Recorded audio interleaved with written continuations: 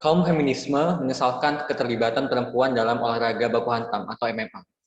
Diskursus mengenai kesetaraan gender senantiasa hangat untuk dibicarakan. Begitu pula dengan yang mengemuka di dunia olahraga, dikarenakan sampai saat ini olahraga senantiasa dipahami terkait erat dengan tradisi maskulin. Mengapa? Karena eksploitasi dan marginalisasi peran perempuan dalam segala lini sosial seolah hal yang tidak terbantahkan. Namun, peran perempuan saat ini khususnya dalam dunia olahraga sudah mulai berperan dan bahkan sudah terjun ke dunia MMA. Dan hal ini adalah hal yang akan kita bahas pada debat kita kali ini. Kami mendefinisikan mosi ini dalam Indonesia saat ini sendiri. Indonesia sendiri saat ini salah satu negara yang juga menyelenggarakan olahraga MMA seperti One Pride. Dan hal ini menuai pro kontra karena dirasa kontradiktif dengan nilai-nilai budaya yang ada di Indonesia. Seperti yang kita ketahui bahwa kaum feminisme adalah sebuah gerakan perempuan yang memperjuangkan emansipasi atau persamaan hak dalam lingkup politik, sosial, ekonomi, dan pribadi antara kaum wanita dan pria tanpa adanya diskriminasi. Misalnya, contohnya adalah untuk memperoleh upah, kemudian juga pekerjaan, hak mendapatkan pendidikan, dan lain-lain. Dan juga di sini kami memandang bahwa olahraga baku hantam adalah olahraga bela diri yang dilakukan dengan aturan tertentu dan dilakukan dengan full body contact. Dan berbeda dengan olahraga bela diri lainnya, MMA dinilai lebih beresiko dibandingkan mungkin yang kita ketahui seperti pertandingan karate, taekwondo yang memang memiliki resiko yang lebih kecil dibandingkan MMA. Kemudian juga di sini kami secara tegas dan juga kami dengan penuh keyakinan sangat mendukung mosi dan menyesalkan keterlibatan perempuan dalam olahraga baku hantam. Mengapa? Karena kami ingin menjaga nilai-nilai yang dimiliki oleh seorang perempuan, khususnya dalam konsepsi sosial dan juga persepsi. Dan untuk mendukung hal ini, kami akan membawakan dua argumen kami yang pastinya sangat selaras dan juga sangat memberikan keyakinan kepada kami untuk mendukung mosi ini dan menyesalkan keterlibatan perempuan dalam olahraga baku hantam. Di sini saya akan membawakan dua argumen, yaitu yang pertama adalah menjaga tugas utama seorang wanita. Seperti yang kita ketahui saudara-saudara sekalian bahwa seorang wanita memang memiliki hak dan kewajiban yang sama, tetapi bukan berarti mereka benar-benar sama dengan laki-laki.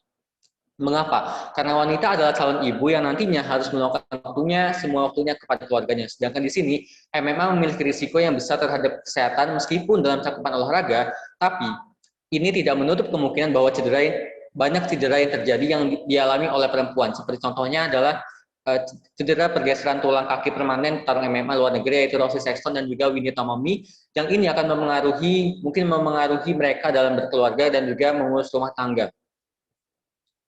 Dan juga hal ini juga ditinjau dari kemampuan fisik seorang wanita yang memang tidak sama dengan laki-laki meskipun memiliki hak dan kewajiban yang sama, tetapi tetap saja akan ada yang membedakan mereka khususnya secara fisik. Perempuan juga dihadapkan dengan masa-masa misalnya menstruasi, sehingga itu akan mempengaruhi mental mereka ketika memang harus masuk ke dalam ring dan itu sangat berbahaya. Misalnya mereka mengalami tendangan mungkin di alat vital mereka, kemudian mempengaruhi rahim mereka yang nantinya mereka akan melahirkan seorang anak dan juga menjadi seorang ibu. Mengapa? Karena anatomi wanita berbeda dengan laki-laki dan tidak dirancang untuk bertarung. Mengapa? Karena tidak adanya hormon testosteron untuk menguatkan tubuh. Dan dari sini, dari kondisi fisik saja kita bisa nilai bahwa memang perempuan di sini bukan membatasi dan juga bukan menganggap bahwa perempuan lebih lemah, tapi memang kondisi tubuh seorang perempuan tidak dirancang untuk bertarung dan juga tidak sama dengan adanya laki-laki. Kemudian yang kedua adalah di sini kami memandang perempuan dari sisi konstruksi sosial atau persepsi. Mengapa? Karena di sini kalangan feminis dan juga pemerhati gender mungkin membatasi formulasi kodrat perempuan pada makna generik dan juga kodrati. Sementara sebagian lainnya mendiskusikannya dari sisi konstruksi sosial atau persepsi. Saat ini, saudara-saudara sekalian, kita dihadapkan dengan persamaan hak dan kewajiban dengan laki-laki untuk menanggulangi isu-isu perempuan yang tidak dihargai. Tetapi, kita tidak bisa melupakan dan tidak bisa menyamakan bahwa perempuan bisa disamakan secara mutlak dengan laki-laki.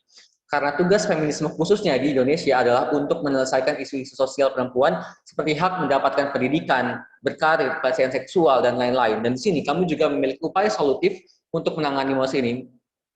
Saudara-saudara sekalian, meskipun dalam ranah olahraga, sistem yang diterapkan MMA cenderung lebih berisiko dibandingkan olahraga bela diri lain, dan apabila kita membolehkan perempuan ikut MMA lantaran manfaatnya untuk menjaga diri, rasanya hal itu bisa ditanggulangi teman-teman semua, dengan adanya ditanggulangi dengan belajar bela diri lain, dan kalaupun mereka ingin tetap belajar MMA, kami tidak pernah membatasi mereka untuk belajar, karena mereka bisa saja belajar, tapi di sini yang kami sesalkan adalah mereka tanpa melakukan pertandingan. Sekali lagi, kami tidak membatasi mereka untuk belajar bela diri apapun itu, termasuk MMA, tapi di sini bisa dilakukan tapi tanpa melakukan pertandingan untuk menjaga nilai-nilai yang sudah saya sebutkan di atas tadi.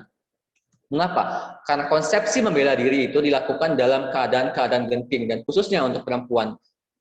Karena mengapa? Karena seperti yang sudah saya bilang tadi bahwa kondisi fisik seorang perempuan tidak dirancang untuk bertarung berbeda dengan laki-laki yang memiliki hormon testosteron dan juga bisa menguatkan tubuh dan otot mereka. Dan juga jika kita membandingkan persamaan hak dalam memperoleh pekerjaan, misalnya memang merupakan sebuah hobi dan juga sebuah pekerjaan bagi segelintir wanita, tetapi di sini jika kita bedakan adalah pekerjaan dengan pekerjaan yang lain yang juga bisa didapatkan oleh seorang wanita adalah misalnya wanita yang bekerja sebagai bos dan lain-lain, mereka bisa menjadi seorang pemimpin dan lain-lainnya. Tetapi di sini berbeda dengan bela diri itu sendiri. Mengapa? Karena bela diri memiliki risiko yang lebih besar, khususnya di MMA, dan juga itu mempengaruhi kesehatan fisik dan juga mental mereka. Dan apalagi mereka akan ditanggulangi dan akan menjadi seorang ibu dan lainnya. Ini merupakan hal yang berbeda jika kita mengkaitkannya dengan hak untuk memperoleh pekerjaan dan lain-lain. Sekali lagi, kami dari tim pemerintah sangat-sangat tidak membatasi perempuan untuk belajar bela diri sama sekali, tetapi di sini kami menyayangkan bahwa perempuan harus mengikuti pertandingan bela diri MMA. Sekian, terima kasih.